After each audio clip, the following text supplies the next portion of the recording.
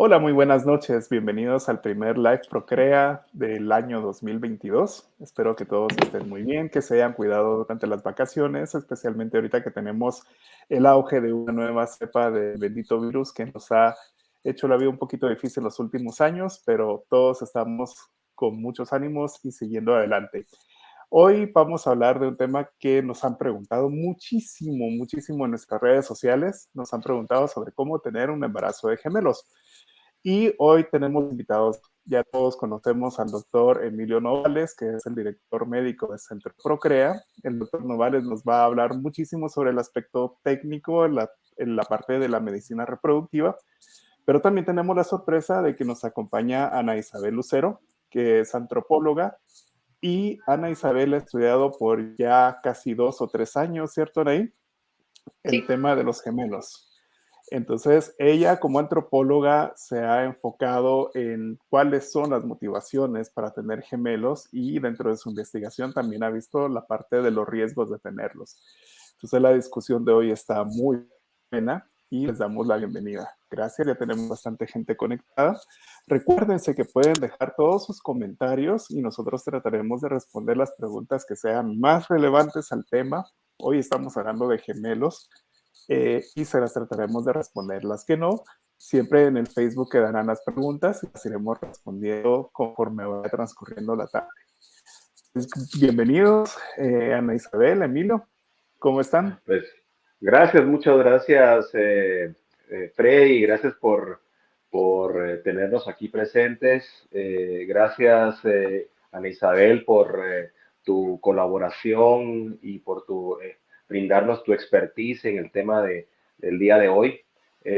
Yo quiero aprovechar ahorita comenzando, pues agradecer a todos nuestros pacientes y a todos los que nos están viendo el día de hoy en Facebook Live, pues que se tomen este tiempo para poder llenarse de conocimientos respecto a este tema que es tan hablado y tan solicitado en nuestras clínicas de reproducción.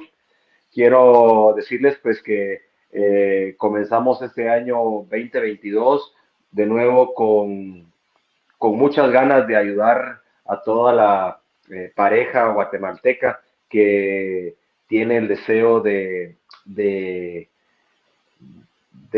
llenar o de ayudarse en el tema de la medicina reproductiva y pues claro, este tema nos viene todos los días a, a, a estar presente y pues ya Isabel nos va a dar un poquito de su sabio conocimiento al respecto.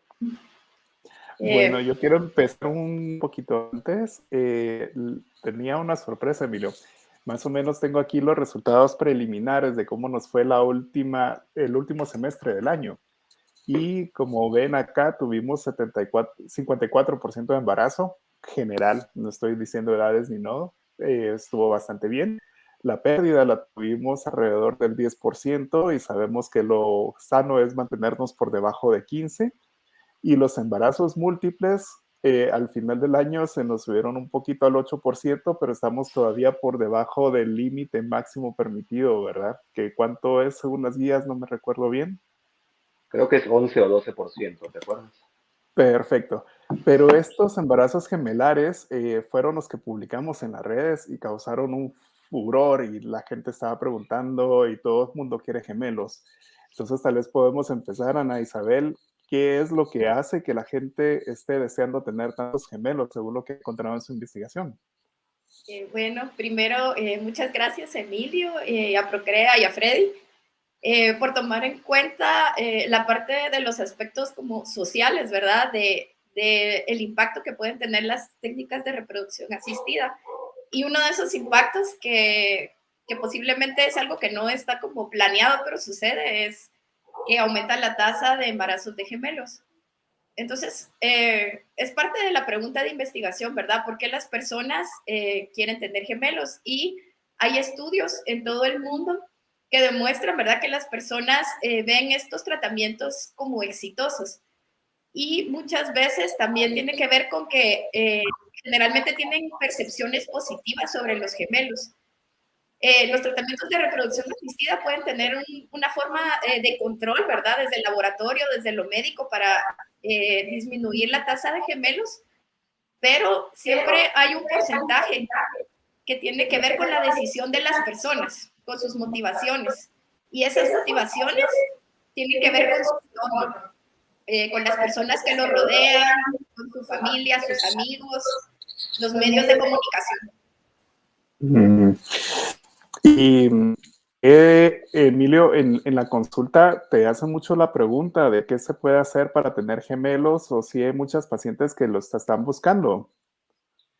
Sí, es de todos los días. Definitivamente todos los días me toca explicar esta y resolver esta pregunta, esta duda, puesto que yo creo que, no, pues no lo dijo Ana Isabel, pero uno de los aspectos también que, que hacen que la gente pida el embarazo gemelar, pues es el aspecto económico, creo yo. Mucha gente me dice, esto es caro y dos por uno, como dicen, ¿verdad?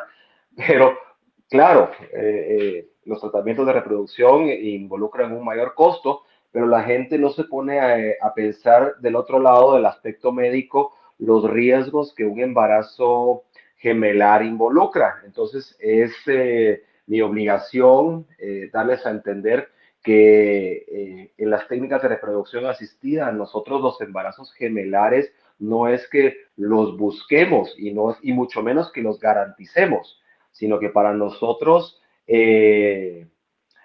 claro, es un embarazo, es un éxito, pero nosotros, como desde el punto de vista médico, lo vemos como un embarazo complicado. Y eso hay que explicarle a la pareja que, que un embarazo gemelar involucra muchísimos, pero muchísimos más riesgos desde el punto de vista médico, como por ejemplo, el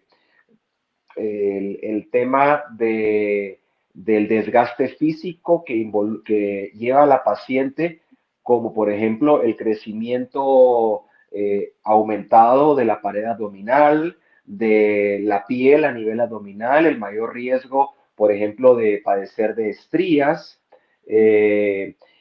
Luego el engrandecimiento del útero, que es un órgano muscular que tiene hasta cierta capacidad y en muchas de las ocasiones puede ponerse en huelga o llegar a su capacidad máxima antes de tiempo, antes de cumplir esos 9 meses o las 40 semanas de embarazo que pedimos para que no sea un embarazo prematuro o pretérmino.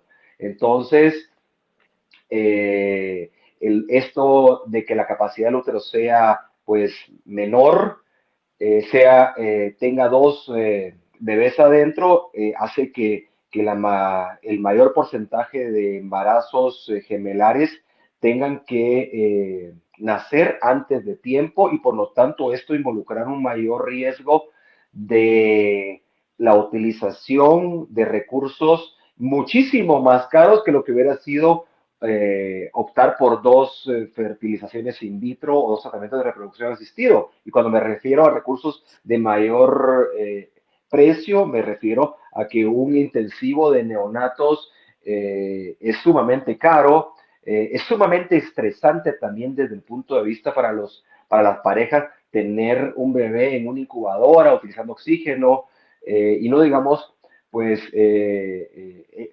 claro, los riesgos que involucra también a un neonato nacer antes de tiempo, que puede ser desde problemas pulmonares crónicos, problemas oculares, etcétera.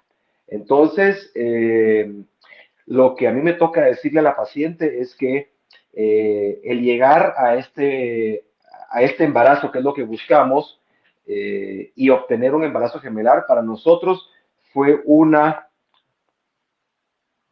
digamos que una complicación, ¿de acuerdo?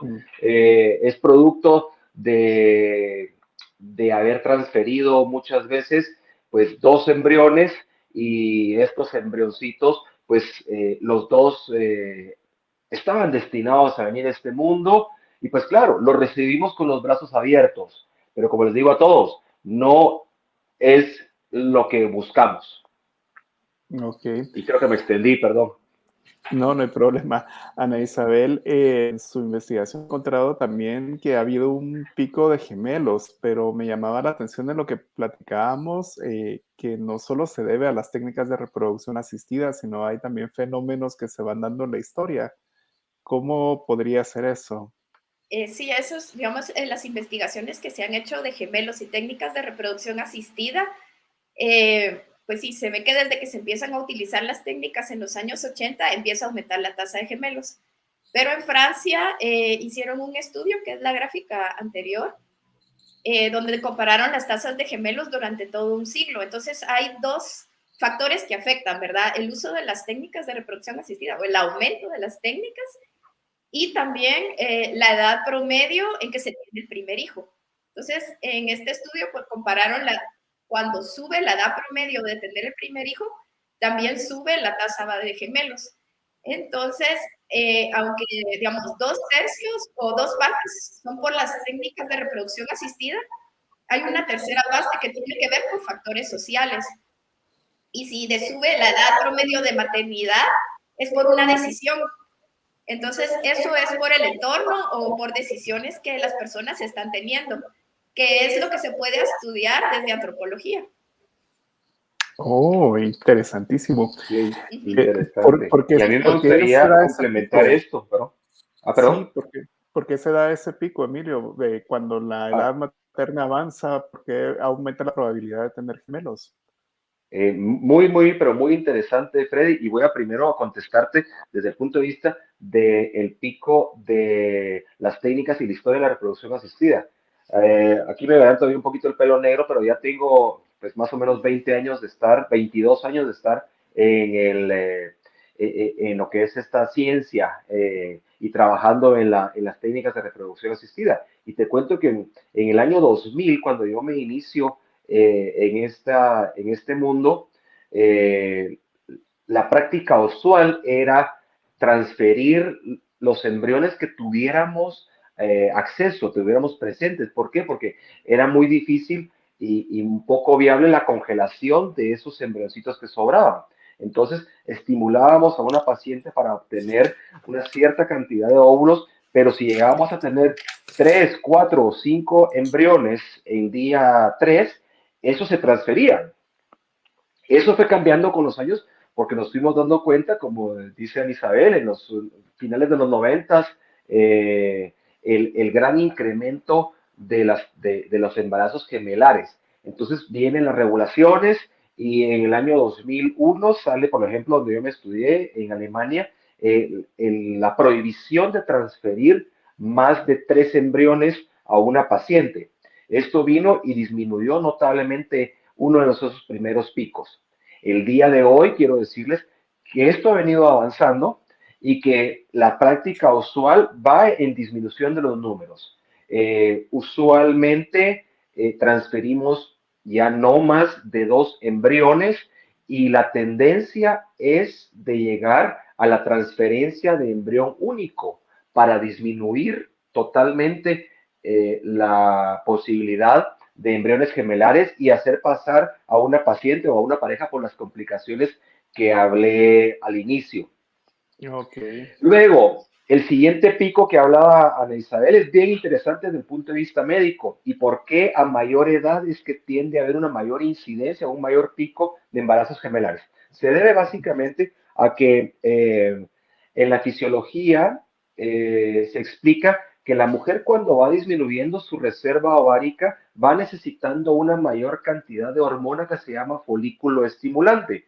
Entonces, esta hormona se produce en la hipófisis anterior y es la encargada de estimular el ovario para la producción de los folículos. Entonces, cuando empieza a haber una mayor necesidad de esta hormona, empieza a incrementarse los valores y es de repente cuando el ovario, al tener una mayor estímulo, pues se dan esas ovulaciones dobles o hasta triples, por ejemplo, que se da en la mujer que va avanzando a sus 38, a los 40, 41 años, que es cuando se incrementa esa hormona. Oh, pero con la edad no solo aumenta la posibilidad de gemelos, sino muy importante también hay que tener en cuenta el riesgo de complicaciones de otro tipo, porque sabemos que la calidad de los óvulos aumenta con la edad.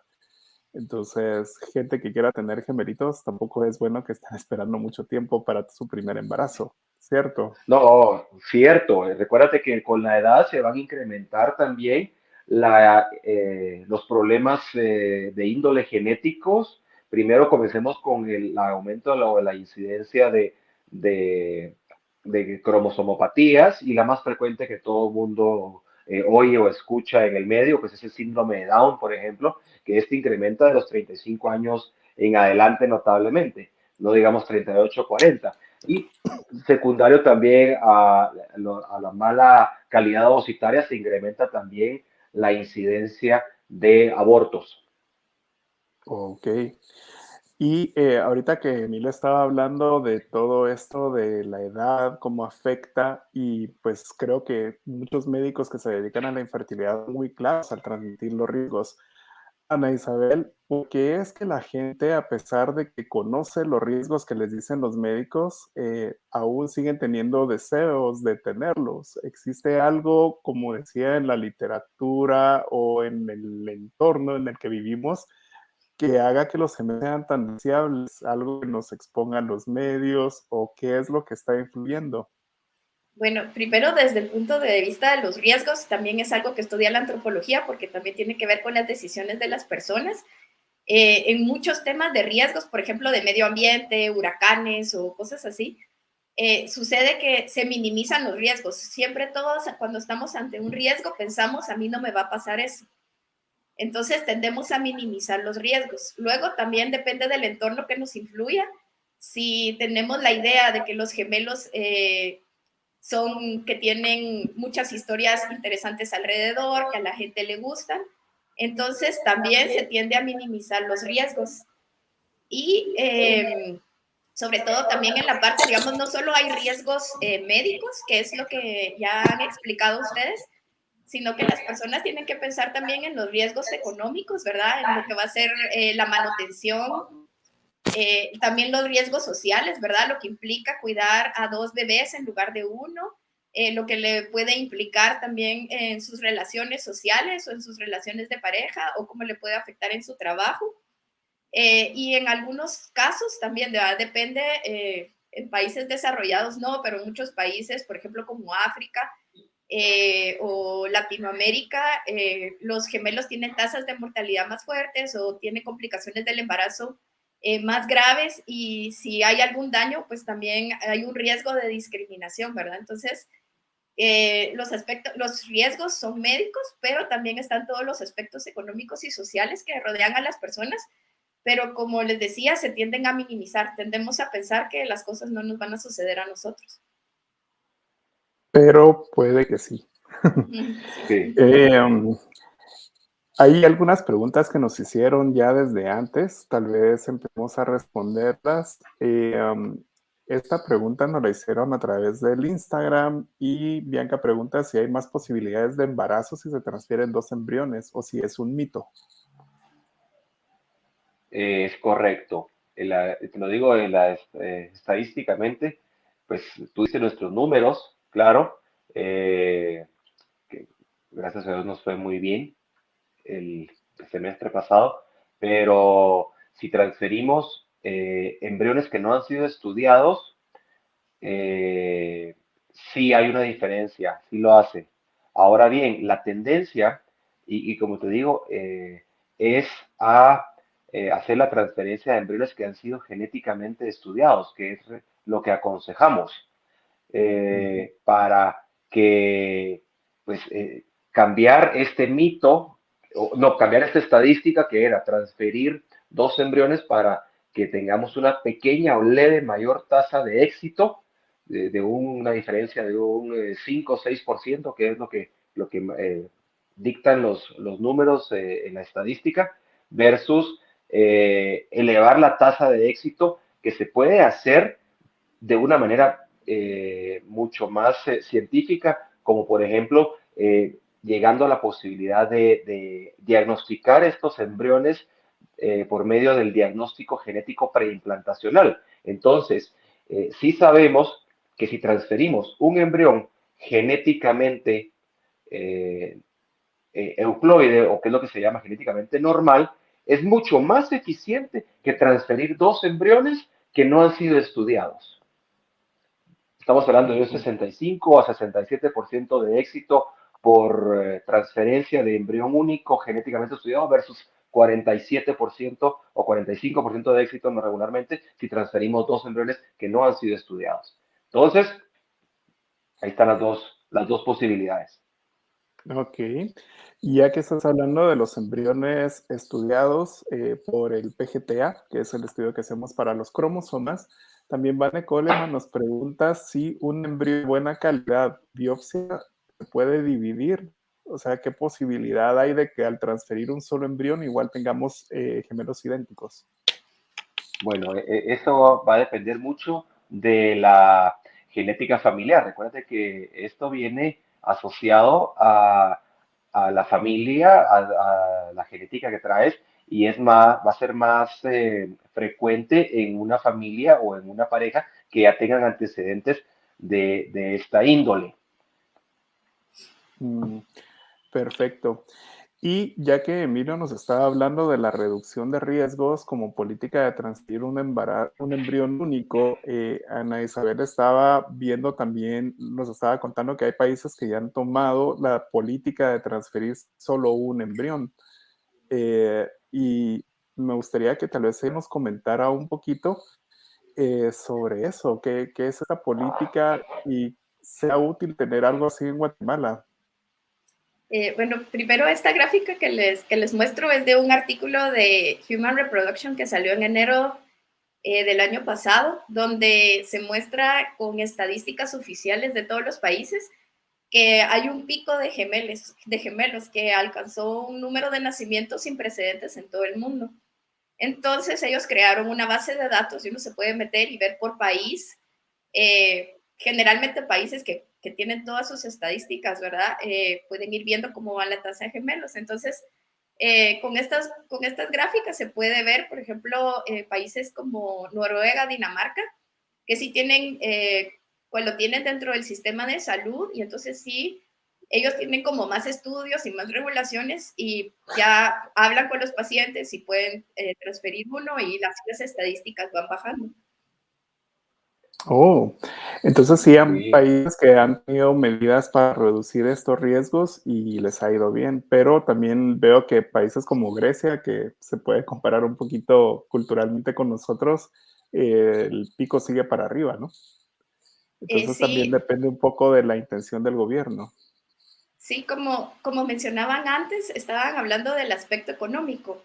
En estos países han hecho estudios de las percepciones que tienen las parejas hacia los gemelos y, digamos, en Noruega, aunque esté cubierto por el sistema de salud, o sea que el aspecto económico no los preocupa, las parejas siguen prefiriendo gemelos y es porque hay otras preocupaciones, entonces también les preocupa el estrés de tener tantos tratamientos.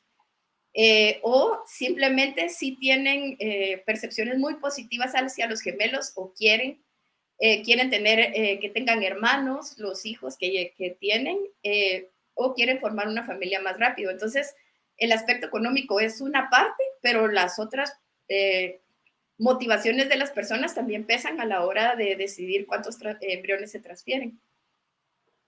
Y como complemento a tu respuesta, Isabel, creo que en esos países como Dinamarca, Bélgica y Noruega, que ya está regulado la transferencia de embrión único, Freddy, y para nuestras pacientes, es bueno decirles que ahí el que manda es el sistema de salud y hicieron muy bien los números y se dieron cuenta que económicamente era mucho más caro las complicaciones médicas o los cuidados que implicaban estas complicaciones de embarazos gemelares que transferir un embrión cada vez. Entonces era más barato hacer estudios genéticos y transferencias de embriones únicos cada vez, aunque no pegaran, aunque tuvieran un fallo, que transferir 2 embriones y luego a las cuentas incrementadas de los hospitales, de los intensivos de neonatología o de los cuidados posteriores, porque ahí se queda el sistema de salud, está socializado,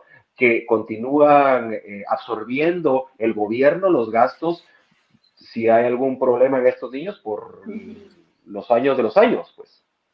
Oh, interesante. Ya Sí. tenemos aquí una pregunta también en el Facebook de cuál es el porcentaje de embarazo gemelar utilizando únicamente estimulación ovárica. O sea, no se refiere a in vitro, sino, por ejemplo, a inseminación artificial o el famoso coito programado. Entiendo que es un poquito más alto, ¿verdad, Emilio? ¿Nos podrías Pues mira, explicar por qué? sí, porque en coito programado o inseminación artificial, lo que tratamos es de estimular el ovario y producir entre 2 y 3 folículos, pero algunas veces pues las políticas no, es como, no puedes cortar como en no es una ciencia exacta y a veces puede también una paciente tener una ovulación de 4 folículos, por ejemplo, y entonces eso los incrementa. Y si te lo pongo así, es más o menos, hagámoslo sencillo, de 100 niños nacidos vivos, cuando hay técnicas de estimulación ovárica o inseminación o coito programado, vienen 65 más o menos por embarazos únicos y más o menos 17 por embarazos gemelares. Y por ahí hay un 1% de embarazos de trillizos. Ok, eso está interesante porque también aquí, bueno, te mandan saludos desde Cobán, pero una paciente pregunta qué pasaría si se hiciera una transferencia de 3 embriones. ¿Se puede hacer eso? A ver, lo hicimos durante muchos, pero muchos años, desde, como te digo yo, desde 2000 hasta la fecha. Hay algunos criterios, como por ejemplo, una paciente que tiene 3 embriones en día 3 y que vemos que morfológicamente eh, o no quiere congelar sus embriones que sobren. En esas pacientes evaluamos todavía la posibilidad de transferir 3 embriones en día 3. No lo hacemos cuando los embriones llegan a día 5. Eso sí, ahí sí que tú y yo tenemos las políticas aquí en Procrea bien establecidas y sabemos que aunque nos lloren y nos pataleen, ¿verdad? Sí, O nos pongan una pistola a la cabeza, no lo hacemos. no. Ni aunque vengan con el arma desenvainada, no lo hacemos. No, Es un riesgo. Con día 3, incluso exactamente. sí pueden pegar los 3. O sea, que sean feitos no significa que no puedan pegar, pero siempre que Y hacemos claro, y lo hemos transferencias, tenido, eh, claro, y lo hemos tenido en el transcurso de los años. Yo creo que yo en mi estadística tengo 5 familias que han tenido trillizos y les puedo decir, han sido embarazos bastante complejos y hemos sufrido todos el embarazo. Eh, Hace 21 años tuve la vida me dio esta posibilidad de tener un embarazo de 4 bebés. Se fue porque se transfirieron 3 embriones y uno de ellos se dividió en gemelos idénticos. wow. Fueron 4 niñas, claro, se atendieron en Alemania, nacieron a las 28 semanas y tuve la dicha de conocerlas. Pero les quiero decir que fue muy, pero muy sufrido ese embarazo y son parte de las pocas canas que tengo por ahí. Pero vamos, son excepciones. Y como dijiste, son 5 embarazos múltiples en De una carrera, trillizos, claro, trayectoria de 20 de 20 años, ¿verdad? años, De claro, trillizos. Entonces, sí. son eventos que se pueden controlar, no así cuando hacemos solo estimulaciones ováricas. Y también nos habían preguntado en qué casos sí nos aconseja buscar gemelos. La pregunta es pregunta en conjunto de varias que hicieron las pacientes. Por ejemplo, están preocupadas por su tamaño, por su estatura, están preocupadas por su sobrepeso, están preocupadas. ¿Qué factores son los que ustedes como ginecólogos, así como tú y Jorge, deciden al momento de atender a una paciente de una vez decirle eso no es una alternativa para entenderlos? Es la paciente aquella que desde que tiene criterios de riesgo, ¿entiendes? Tú mencionaste varios. Una, pues, estatura corta, 2, paciente con elevado sobrepeso, un índice de masa corporal muy, pero muy elevado, ya en grado de obesidad o obesidad mórbida, una paciente que ya tiene hipertensión crónica, por ejemplo, y que ya toma medicamentos antihipertensivos, o una paciente que es diabética y ya de por sí está en tratamiento para la diabetes. En ese tipo de pacientes, nuestro consejo es transferencia de embrión único, desde el principio.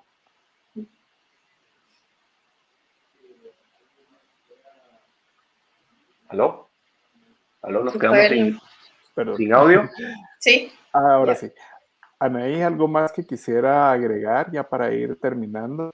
Sí, digamos, con los aspectos económicos, como este estudio lo estamos haciendo con Centroamérica, yo pienso que para esta región sí va a ser importante el tema económico, ¿verdad? Que el hacerse un tratamiento es una presión económica y que las personas si quieren formar una familia con un solo tratamiento. Sin embargo, pues en otros países los estudios muestran que no necesariamente es lo económico, pero yo creo que en esta región sí va a ser importante, ¿verdad? Sí es algo que va a pesar.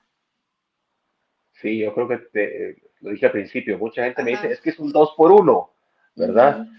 Es algo de eso, pero hay que explicarles que no, que atrás, aunque a mí no me va a pasar, tú lo mencionaste, puede pasar, ¿verdad? Y por último quiero contarles que también en toda esa historia, la única vez, porque el otro punto que tal vez tú no le dijiste es, yo quiero gemelos, doctor, pero no solo quiero gemelos, quiero la parejita, ¿verdad? Claro, quiero la parejita. Y pues sí, tuvimos hace un par de años la única vez que hicimos esto fue exitoso, fue que le hicimos el diagnóstico genético a los embriones y la pareja nos pidió transferir uno de sexo masculino y uno de sexo femenino. Y gracias a Dios, los dos se pegaron, pero fue previo a un estudio de PGTA o preimplantacional. Entonces, claro, pues eso fue el non plus ultra y todos felices, pero no es el día a día. Sí, sí, sí, totalmente. Yo creo que la moraleja muy importante de esto es no se puede garantizar, no podemos No, claro. garantizar nada que podamos hacer, que podamos dar gemelos. El caso que estás comentando es súper interesante porque también mucha gente pregunta por cómo balancear el sexo de los bebés, ya que tienen mucho del otro, y hay quienes incluso tienen una idea de poder tener una parejita, pero son casos que se dan excepcionalmente y no es la Claro. regla. Y claro, o sea, cada intento tiene un costo no solo económico, sino también emocional que las parejas tienen que tener en cuenta, ¿verdad? El desgaste que podemos llegar a tener por estar buscando un plus que va más allá de solo tener un bebé sano en casa, también tiene unas implicaciones que no siempre queremos escuchar, pero que como Ana Isabel dice, es importante comunicarlas. Entonces, es fantástico el trabajo que están haciendo los dos. A mí me encanta trabajar con Emilio porque las No. políticas las dejamos muy claras desde el principio y dejamos pues una línea hasta donde podamos llegar a hacer los tratamientos. Y también me encanta el trabajo de Ana Isabel porque está buscando una forma entre comunicar todo eso que nosotros como científicos hacemos, pero son números y nosotros los entendemos, pero cómo transmitirlos a la población, cómo transmitirlo a los pacientes de una manera clara, eso ya es un tema aparte para el cual nosotros no tenemos los estudios ni las herramientas necesarias. Entonces creo que teniendo a gente de ciencias sociales en el equipo que nos esté apoyando, siempre va a ser algo beneficioso para todos. Muchísimas gracias. Ha sido un live muy bueno para ser el primero del año. Vamos a tratar de buscar siempre temas interesantes que nos puedan dejar algo positivo. Emilio, no sé si querés dejar cómo consultar, cómo hacer consultas, cómo pedir citas. Pues yo primero, gracias, agradecerte, Freddy, agradecerte a Isabel y agradecer a todos Gracias. nuestros pacientes que estuvieron pendientes del live y se tomaron el tiempo de estar aquí con nosotros preguntando y participando. Les prometemos que vamos a seguirlo haciendo con temas súper de interés para todos los que están metidos en este tema.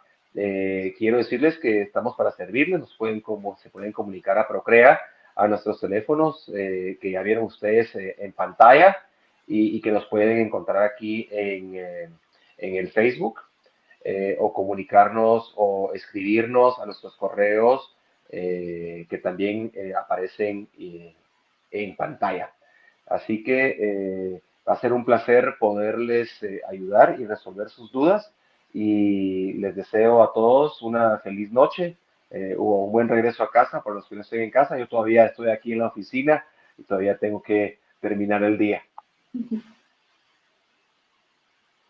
Ana Isabel. Isabel. Sí, gracias por la invitación y solo para complementar que el estudio, digamos, busca comunicar el conocimiento científico, estadístico que tienen los biólogos y los médicos con la cultura popular que tienen los pacientes alrededor. Y entonces buscar como un vínculo para que se puedan comunicar mejor y poder entender más cuáles son las motivaciones de las personas. Muchísimas gracias. Estuvo muy interesante. Gracias. Les agradezco a todos y muy feliz noche. Quedamos pendientes de cualquier comentario que no pudieran hacer y lo trataremos de responder. Gracias por todo. Gracias. Hasta luego.